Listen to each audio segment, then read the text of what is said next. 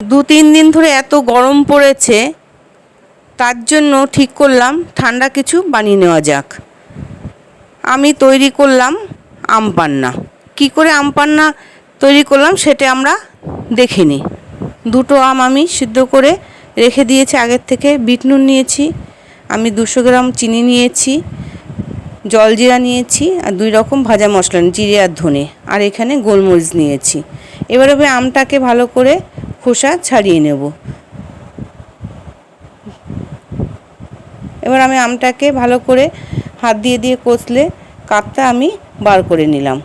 এবার আমি একটা হাঁড়িতে আমি কাঠটা সম্পূর্ণ ঢেলে নিচ্ছি। এবার আমি ডালের কাটা দিয়ে আমি ভালো করে ঘুটনি দিয়ে ঘুটে নেব।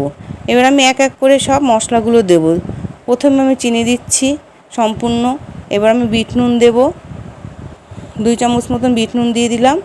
এবার আমি গোলমরিচ দিচ্ছি, গোলমরিচটা খুব বেশি দেব না, অল্পই দেব, হাফ চামচ দিয়ে দিলাম। এবার আমি ভাজা মশলাটাও আমি অল্প দেব।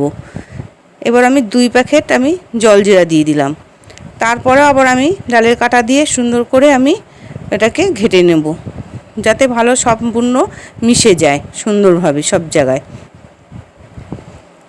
এবার আমি একটা প্লেটের উপর আমি কিছুটা লঙ্কার গুঁড়ো, কিছুটা বিট নুন, কিছুটা জলজিরে আমি নিয়ে রেখে দিলাম। এবার আমি চামচ দিয়ে সব জায়গায় ওটাকে মিশিয়ে দিচ্ছি সুন্দরভাবে, যাতে আমার গ্লাসটা ছোটোটা কাঁচের গ্লাস নিয়েছি, নিয়ে আমি মাথাটা ভিজিয়ে নিয়েছি। নিয়ে এবার ওটার উপর ধরে একটু ঘুরিয়ে নিলাম, যাতে আমার গ্লাসটার উপরে আমার লেগে যায় সুন্দরভাবে। এবার আমি কিছু পরিমাণ আমি বরফের গুঁড়ো চাইছিল সেটাকে ভেঙে দিয়েছি, কিছুটা দিয়ে দিলাম এর ভিতর।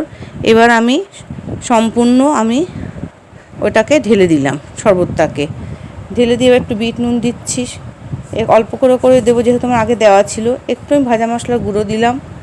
এবার আমি জলজিরা দিলাম অল্প অল্প করে, সবই 3 রকম আমি দিয়ে দিলাম। দিয়ে